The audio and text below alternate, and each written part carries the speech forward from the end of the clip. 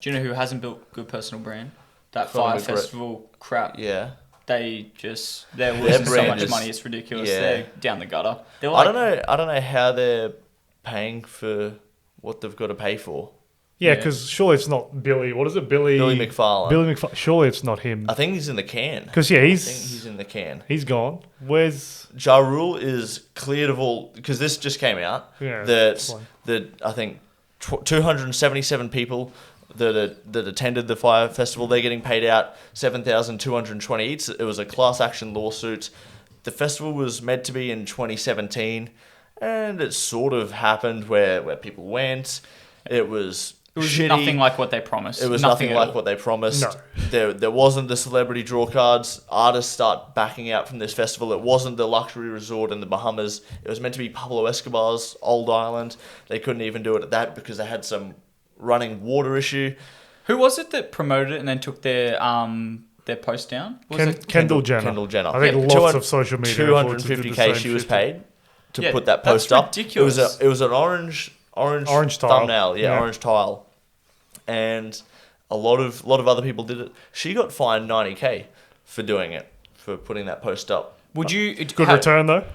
She still made $160 off it. But Ja Rule's cleared. Ja Rule's cleared. For Kendall Jenner to get mixed up in it and not Ja Rule, I want to know who Ja Rule's lawyers are. Was he cleared of? He doesn't have to pay a fine, anything. He's literally got no recourse from on what it. came out.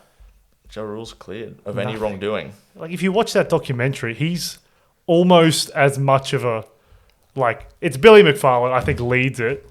But Ja Rule was at least like half of that organization, like half of organizing this event.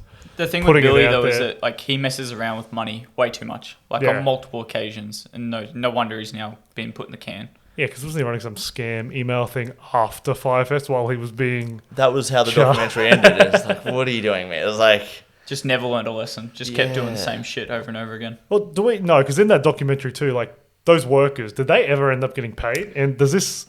Because there's nothing they can do, like the American law system could do about them getting paid from that, is there? Because that's who got screwed the most. Like, I couldn't care less about a few attendees with $1,000 spare to spend at a festival getting their their money back. Like that's not going to affect them.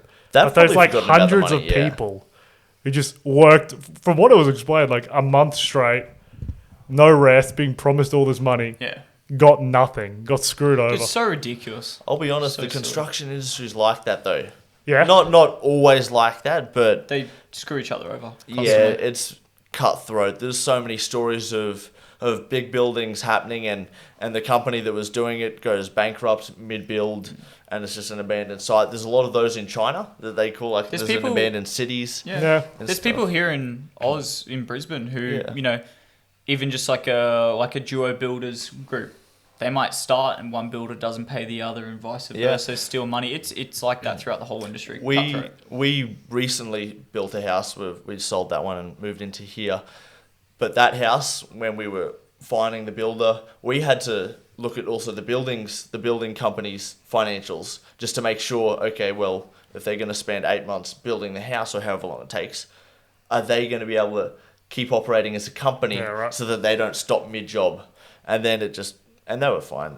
But it's just one of those things that you have to look at because construction and that sort of stuff. And I doubt they got paid out. Those construction workers in the Bahamas. And you feel sorry for them because they just look like one big family that were desperate and helpless and really got nothing from it. It pays out massively to have these big festivals because it draws in so many people. All their livelihoods change for the better, so long as the money comes in, right? Yes. But when it doesn't, dude, they just get dick all and they've just been screwed completely. I mean, a month to them is like 6 months to us, And there was one lady who, I think she ran the restaurant or the bar or whatever where they all went to. She put out like $50,000 of her savings just to pay all the people working for her for that month. Holy dude. Like, when you hear stories like that, that's the only time I got like really like upset with it. I was like, I don't care about everyone else losing their money, like the people going.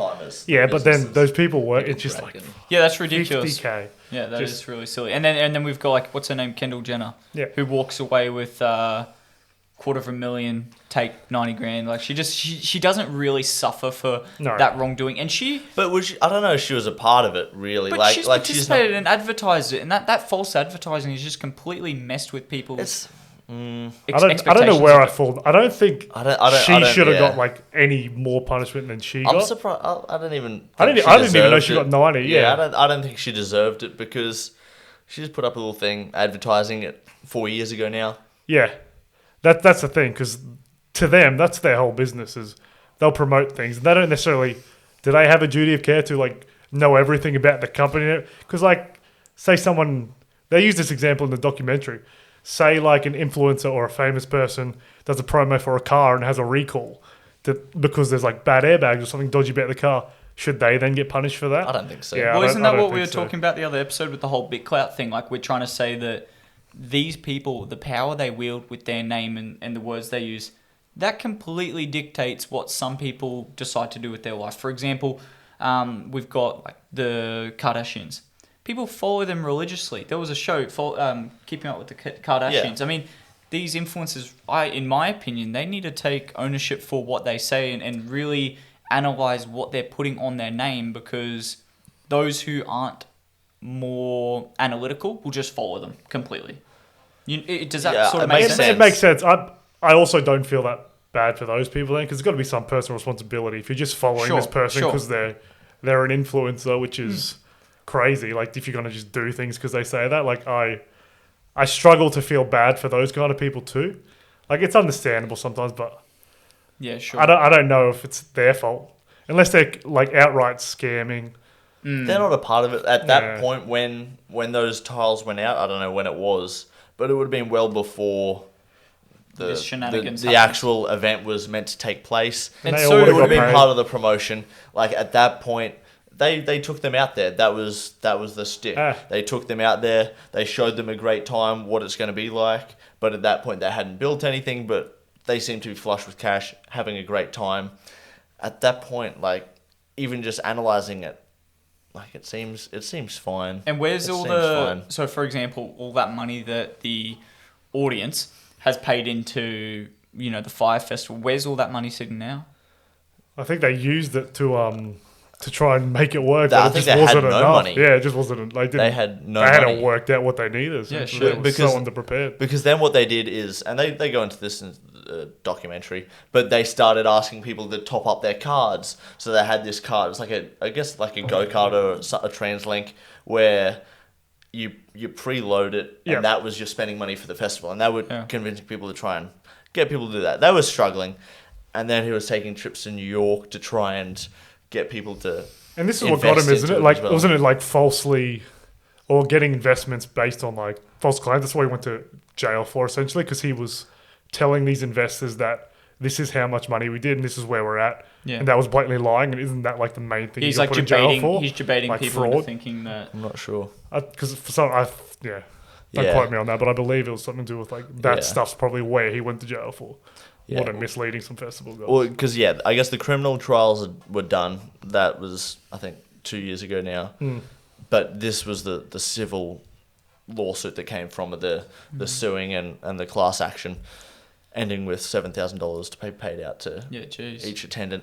But that's only 277 But that's not people. all of them. No, there's a lot of losers in that. Well, what's 277?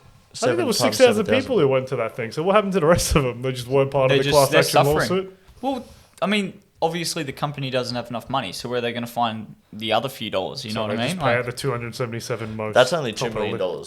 They're only paying out $2 million. That's not that bad. Yeah, it's like a kick in the toe for these guys. It's not really the greatest loss on the planet.